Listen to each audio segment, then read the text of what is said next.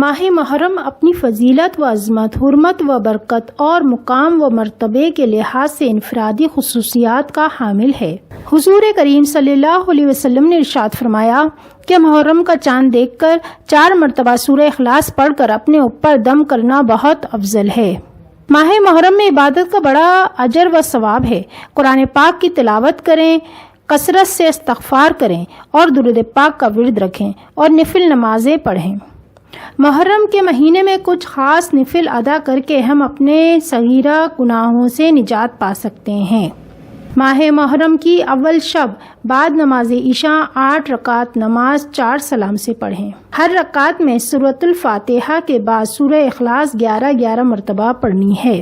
اللہ تعالیٰ اس نماز کی برکت سے روز حشر میں اس نماز کے پڑھنے والے اور اس کے گھر والوں کی شفاعت فرمائے گا اور دنیا میں بھی اس پر اپنا کرم فرمائے گا۔ ماہ محرم کی پہلی تاریخ سے یوم عاشورے تک یعنی 10 تاریخ تک کلمہ طیبہ پڑھنا بہت اچھا ہے۔ اللہ تعالیٰ اس کے گناہوں کو معاف کر دے گا انشاءاللہ عز و جل۔ یوم عاشورہ کی شب بعد نماز عشاء 4 رکعت نماز 2 سلام سے پڑھیں۔ ہر رکعت میں سورۃ الفاتحہ کے بعد آیت الکرسی 3 مرتبہ، سورہ اخلاص 10 دفعہ پڑھیں۔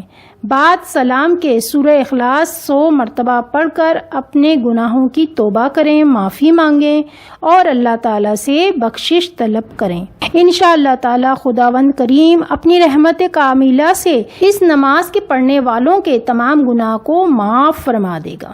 نماز ظہر سے پہلے یوم عاشورہ 4 رکعت نماز 2 سلام سے پڑھیں۔ اس ترتیب سے پڑھیں کہ ہر رکعت میں سورۃ الفاتحہ کے بعد 15 مرتبہ سورہ اخلاص پڑھیں، اور یہ نماز حضرت امام حسن علیہ السلام اور حضرت امام حسین علیہ السلام کو بخش دیں۔ یوں تو اس ماہ میں کی جانے والی ہر عبادت قابل قدر ہے اور باعث اجر ہے، مگر حدیث مبارکہ میں ماہ محرم کے روزوں کو خصوصی اہمیت دی گئی ہے۔ نبی کریم صلی اللہ علیہ وسلم کا ارشاد ہے کہ رمضان کے روزوں کے بعد سب سے بہترین روزے اللہ کے مہینے محرم کے ہیں۔ جو محرم کے ایک دن کا روزہ رکھے اس کو 1 مہینے کے روزوں کا ثواب ملے گا، اور جو شخص عاشورے کے دن کا روزہ رکھتا ہے تو اللہ تعالیٰ اس کے پچھلے سال کے صغیرہ گناہ معاف فرما دیتا ہے۔ حضور اکرم صلی اللہ علیہ وسلم نے جب یہ دیکھا کہ یہود عاشورے کے دن روزہ رکھتے ہیں تو میرے آقا صلی اللہ علیہ وسلم نے دریافت کیا،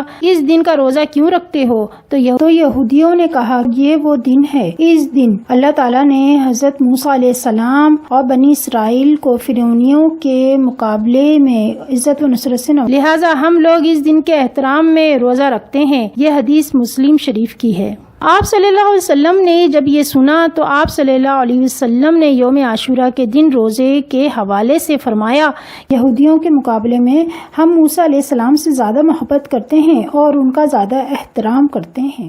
آپ صلی اللہ علیہ وسلم نے اس لیے یوم عاشورے کا روزہ کبھی ترک نہیں فرمایا۔ جب صحابہ کرام نے حضور کریم صلی اللہ علیہ وسلم سے عرض کی کہ یا رسول اللہ صلی اللہ علیہ وسلم، جس دن یہود و نصارہ روزہ رکھتے ہیں اس دن کا روزہ رکھنے کا حضور آپ ارشاد فرماتے ہیں۔ آپ صلی اللہ علیہ وسلم نے فرمایا کہ آئندہ سال اگر زندگی رہی تو میں 9 اور 10 کا روزہ رکھوں گا، کیونکہ حضور صلی اللہ علیہ وسلم کو یہود اور نصارہ کی نقل پسند نہیں تھی، اس لیے آپ صلی اللہ علیہ وسلم نے 9 کا روزہ رکھنے کا حکم دیا۔ اس سے یہ معلوم ہوا کہ صرف 10 کا روزہ نہ رکھیں بلکہ 9 اور 10 کا روزہ رکھیں یا 10 اور 11 کا رکھیں۔